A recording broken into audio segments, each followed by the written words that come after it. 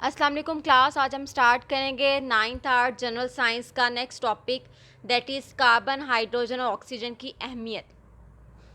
Carbon, hydrogen और oxygen का previous lecture में हमने इंट्रोडक्शन पढ़ा था कि कार्बन, हाइड्रोजन और ऑक्सीजन की हमारी ज़िंदगी में क्या अहमियत है। ठीक है, अब हम पढ़ते हैं आगे। इसके नेक्स्ट दो प्रोसेसेस हैं, रेस्पिरेशन एंड फोटोसिंथेसिस। अब देखा जाए तो कार्बन, हाइड्रोजन और oxygen they are called the building elements. ठीक है, ये बिल्डिंग ब्लॉक्स एलिमेंट्स हैं जो कि हमारी जो हैं वो हमारी ज़िंदगी में बहुत ज़्यादा अहमियत के हामिल हैं। ठीक है, ये तमाम एलिमेंट जो हैं वो हमारी जो है हमारी रोज़मर्रा ज़िंदगी में जितनी भी हम चीज़ें इस्तेमाल कर रहे हैं तो उन तमाम चीज़ों में जो है वो ये एलिमेंट जो हैं वो लाजमी पाए जाते हैं। रेस्पायरेशन, जैसे हमने इसमें दो टॉपिक डिस्कस करने हैं। रेस्पायरेशन क्या होता है? रेस्पायरेशन मीन सांस लेने का अमल। फोटोसिंथेसिस, जिसके ज़रिए जो है पौधे अपनी खुराक बनाते हैं। रेस्पायरेशन तमाम जानदारों के लिए एनर्जी फ्राहम करने का अमल है। रेस्पायरेशन के ज़रिए तमाम जानदार को क्या मिलती है? एनर्जी मिलती है। और फोटोसिंथेसिस क्या करता है? तमाम जानदारों के लिए खुराक का वसीला बनता है।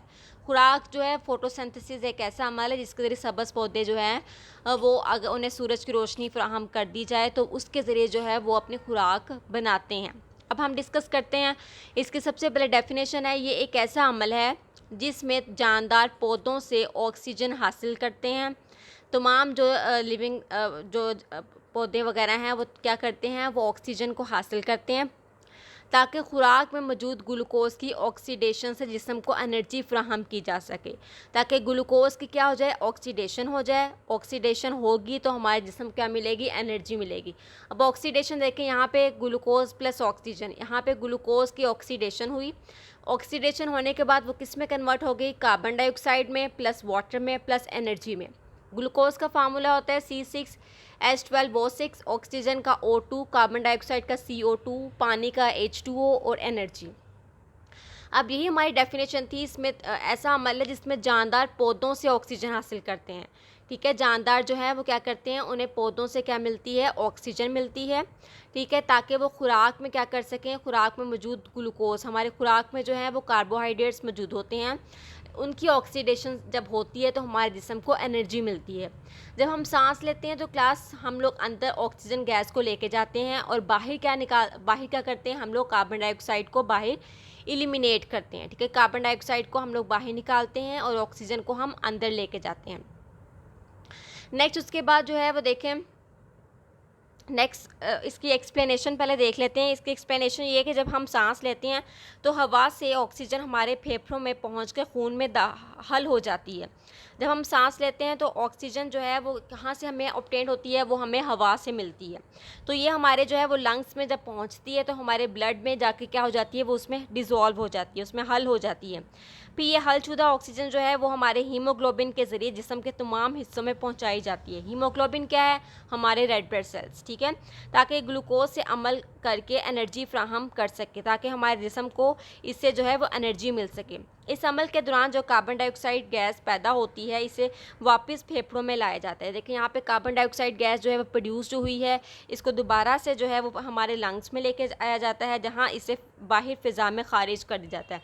फिर ये कार्बन डाइऑक्साइड जो है वो बाहर जो है वो एयर में क्या कर दी जाती है? वो खारिज कर दी जाती है। ठीक है, क्या इस प्रोसेस में हमने किया कि जब हम सांस लेते हैं तो हम अंदर क्या लेके जाते हैं? हम ऑक्सीजन को लेके जाते हैं।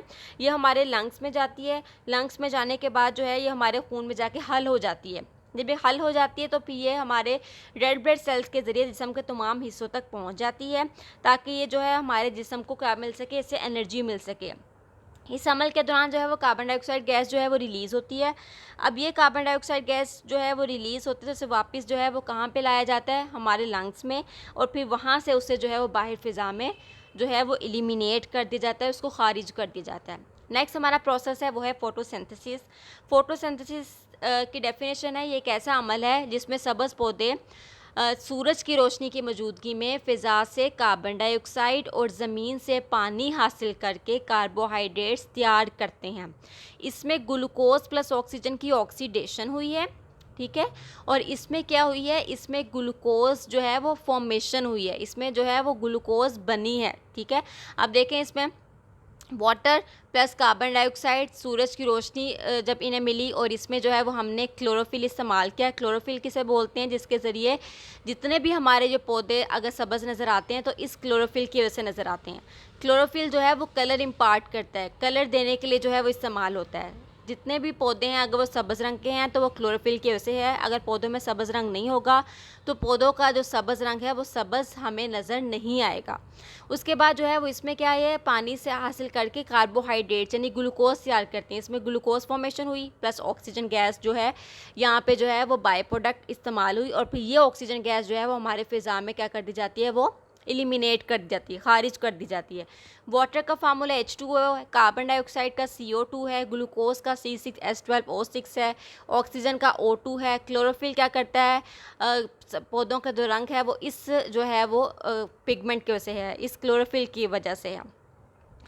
ये अमल पत्तों और तनों के उन खुलियों में होता है जिसमें सब्ज़ रंग का मादा क्लोरोफिल पाया जाता है। ठीक है, ये अमल होगा ही उनमें जिसमें जो है वो क्या उन पत्तों में, उन तनों में होगा जिसमें सब्ज़ रंग का मादा क्लोरोफिल क्या होता है, एक सब्ज़ रंग का मादा होता है। ठीक है, सो ये प्रोसेस भी उन्हीं में ही होगा। ऑक्सीजन इस अमल में अजाफी प्रोडक्ट है। ठीक है, ऑक्सीजन जो है वो इसमें बाई प्रोडक्ट इसमें इस्तेमाल हुआ है, अजाफी एक प्रोडक्ट है जो कि क्या किया जाता है, वो फ़िज़ा में खारिज कर दिया जाता है। यहाँ पे कार्बन डाइऑक्साइड था बाई प्रोडक्ट, ठीक है, जो कि फ़िज़ा में खारिज कर दिया गया। यहाँ पे ऑक्सीजन फ़िज़ा में खारिज कर दी जाती है। उसके बाद नेक्स्ट है जो फ़िज़ा में खारिज कर दी जाती है, फोटोसिंथेसिस और रेस्पायरेशन। हमने ये दो प्रोसेस जो पढ़े हैं ना, ये दोनों आपस में एक दूसरे के उल्ट है। अब देखें, एक में हमने क्या किया है, ऑक्सीडेशन की है और एक में ये फॉर्मेशन हुई है। एक में ऑक्सीडेशन हुई, एक में फॉर्मेशन हुई। एक में जो है वो प्रोडक्ट में जो है वो कार्बन डाइऑक्साइड रिलीज़ हुई है और ये जो है वो फ़िज़ा में जो है वो फिर खारिज कर दी जाती है और एक में ऑक्सीजन रिलीज़ हुई है, फिर ये ऑक्सीजन फ़िज़ा में रिलीज़ कर दी जाती है। ठीक है, सो ये दोनों प्रोसेस जो है वो उल्ट हैं। एक इसका डिफरेंस ये है, फोटोसिंथेसिस जो है वो एक एनाबॉलिक प्रोसेस है। एनाबॉलिक प्रोसेस मीन्स तामीरी कीमियाई अमल है। तामीरी मतलब किसी भी चीज़ को बिल्डअप करना, किसी भी चीज़ की तामीर करना, किसी भी चीज़ को कंस्ट्रक्ट करना, उसको बनाना सिंपल वर्ड में। और रेस्पायरेशन क्या है, एक कैटाबॉलिक अमल है। अब कैटाबॉलिक अमल किसको बोलते हैं, तकरीबी कीमियाई अमल है। अब तकरीबी कीमियाई अमल मीन्स ब्रेकिंग ऑफ मॉलिक्यूल्स। इसमें जो है मॉलिक्यूल्स की क्या हो जाती है, ब्रेकिंग हो जाती है, मॉलिक्यूल्स जो हैं वो टूट जाते हैं। ठीक है, इसमें जो है वो बिल्डअप होते हैं और इसमें ब्रेकिंग हो जाती है। सो इट मीन्स कि दोनों जो हैं प्रोसेस क्या हैं, ये एक दूसरे के उल्ट हैं।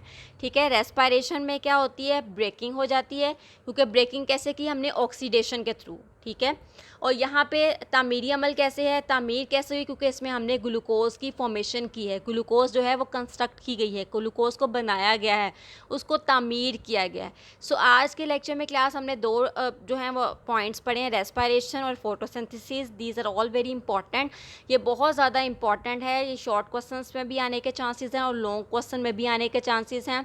इसकी डेफिनेशन आपको आनी चाहिए, इसकी इक्वेशन आपको आनी चाहिए, एक्सप्लेनेशन के बारे में पता होना चाहिए और इनके डिफरेंस भी जो है वो शॉर्ट क्वेश्चन में आ सकते हैं कि इनके डिफरेंस क्या हैं। अभी मैंने आप लोगों को वन बाय वन जब मैंने डिस्कस किया था, वन बाय वन आप लोगों को इनके डिफरेंसेस बताए हैं। ऑक्सीजन, रेस्पायरेशन, फोटोसिंथेसिस दोनों प्रोसेस जो हैं वो एक दूसरे के उल्ट हैं।